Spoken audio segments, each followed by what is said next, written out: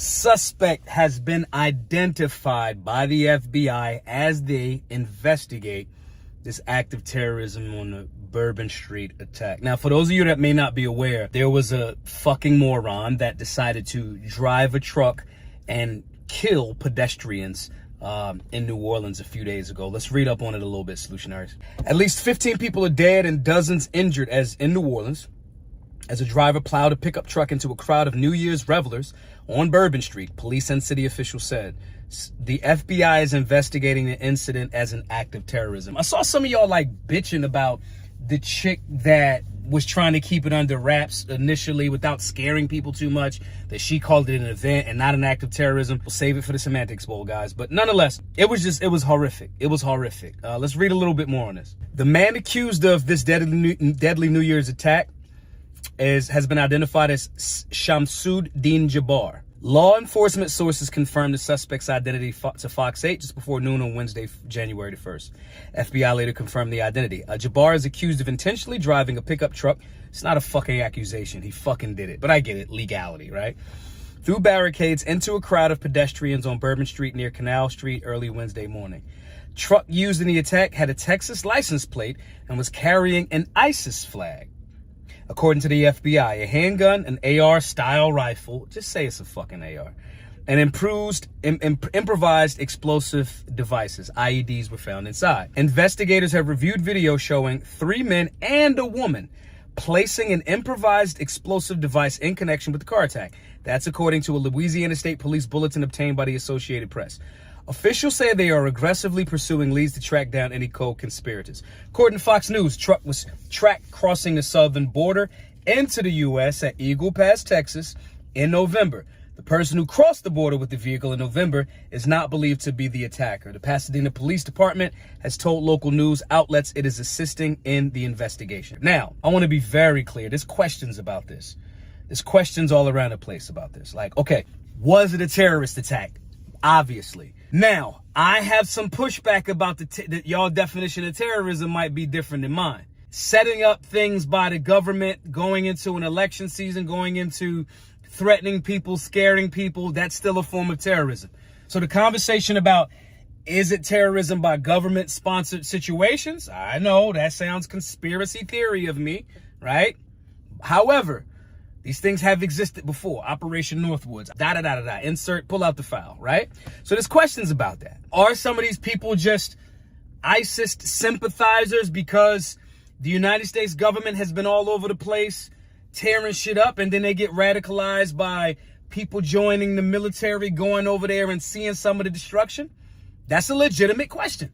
That's a legitimate concern. This is the reason why we, as libertarians more specifically, but most Americans, are like, yo, if somebody's not an actual threat or is not impacting American lives, we don't fucking need to be there. Syria, Yemen, come on, right? This forever war thing has ramifications on American citizens because some people go over there, get radicalized by what they see in the military, and then be like, yo, I'm a part of ISIS now.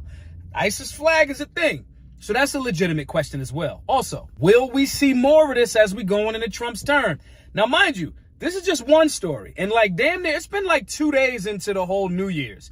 We done seen this truck thing. We done got stories of dudes in Virginia getting exposed to having 150 IEDs. Sean Ryan's show, I can't remember who the guest was, but he talked about like some of this stuff potentially about to happen. You guys should check out that particular episode. I'll try to figure out what it is and probably link it below. But nonetheless, guys, my point in saying this is, are we going to see more of these so-called attacks? Are they staged attempts? Then right after that, we see the Tesla truck just randomly blow up in front of Trump Tower in Vegas. Who has the money to blow up an 80,000, 100,000, however much car the truck costs? To blow it up, to set it up, all these different things start to look really weird.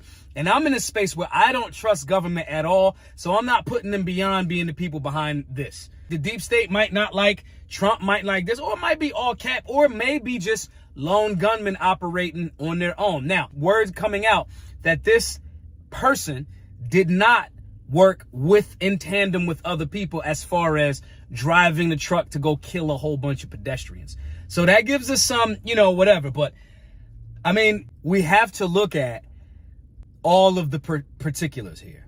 when you have someone that potentially becomes a sympathizer because they were in the military or just sympathizer in general, the way to solve a lot of this is to stop backing all of these endless wars. This is a Ron Paul conversation, 1000%. All right. And we do that by not feeding that machine, not endlessly trying to feed the military industrial complex, because there is a net negative. Even if it comes back later, them chances come round. Even people over there that have seen their families blow up, they get into America. The borders are an absolute shit show. They get into America through Eagle Pass, Texas, and do things like this. So this is a longer conversation and a deeper conversation than just this one particular person, because of the fact that when I see 150 bombs that happen to be found, these could be happening all over the place. And this is the reason why we need to have serious conversations about the Federal Reserve just printing up money to continue to make the endless wars, as well as us talking about everybody's happens to be a problem with us. Iran, Syria, North Korea. Bro, focus on America. Focus on America. This is the reason why you guys need to be prepared. Do you have bug out bags? Can you bug in your home? Do you have first aid equipment? Stop the bleed skill set. These are things that we go over at Solutionary University. We have a class, Understanding Imminent Threat. We teach people, do you know how to tie a tourniquet? Do you know the resources for that? This is why we have the Solutionary 9 Telegram group, where you can discuss and share with people that are skilled in these areas to potentially be able to defend self or defend life if you unfortunately are in these scenarios.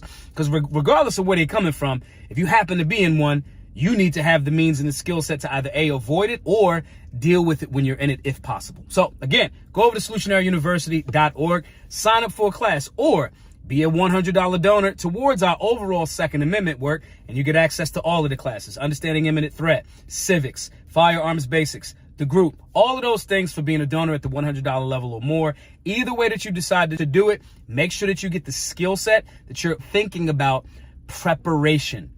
Preparation prevents piss poor performance. My name is Maj Toure, the founder of Solutionary University. Hope to see you guys in the class soon. Be safe, be solutionary.